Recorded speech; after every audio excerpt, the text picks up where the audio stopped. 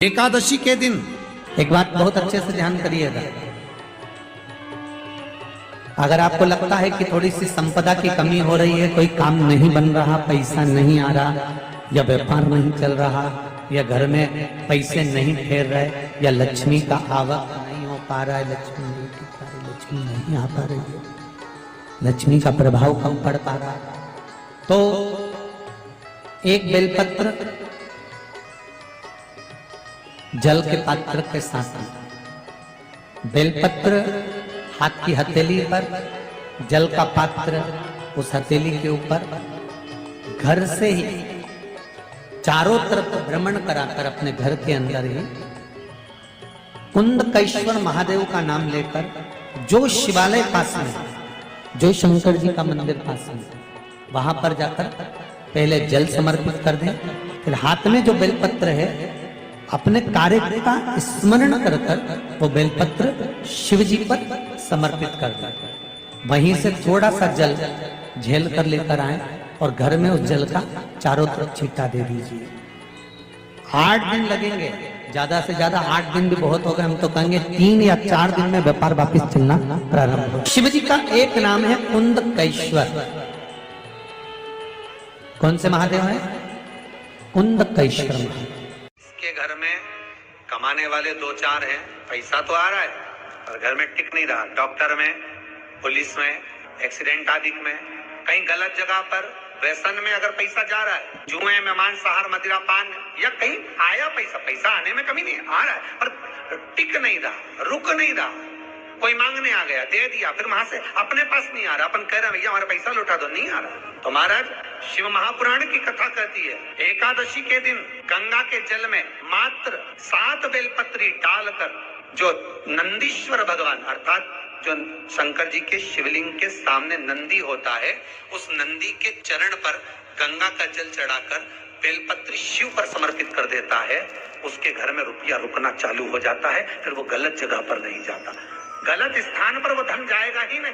बेटा अगर व्यसन में पड़ा हुआ है, मदिरा पान में पड़ा हुआ है, मांसाहार में, जुए आदि में जा रहा है, तुम्हें लग रहा है कि मेरा बेटा गलत मार्ग पर जा रहा है, ये मित्र दोस्ती गलत हो रही है, वो सही जगह पर जाए। कई लोग इसको धन के लिए भी करते हैं, संपदा के लिए अर्थात जिसका व्यापार नहीं चलता, जिसके घर में पैसा नहीं आता, या नौकरी नहीं लग रही, या सर्विस नहीं लग रही, आप अप्लाई कर रहे हो, जगह जगह जाकर इंटरव्यू भी दे रहे हो और पैसा नहीं आता, तो उसके लिए भी प्रयास किया जाता है। पर उसके लिए यहाँ पर जो धन के लिए करते हैं, उसके लिए विष्णुपदी के लिए करते हैं। मतलब जैसे गंगा के जल में तुलसी के 11 पत्ते डाले जाते हैं। कितने पत्ते डालते हैं?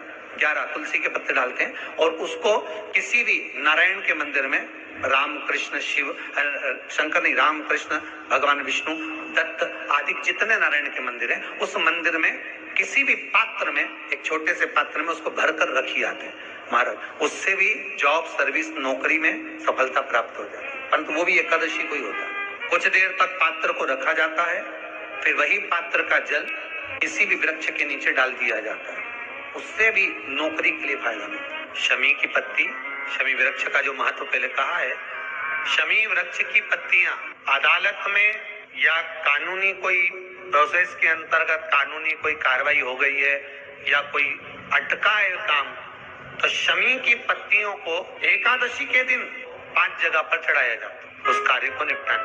पहला अशोक सुंदरी की जगह पर। अशोक सुंदरी की जगह कहाँ है आपको मालूम है, पहले भी बताया।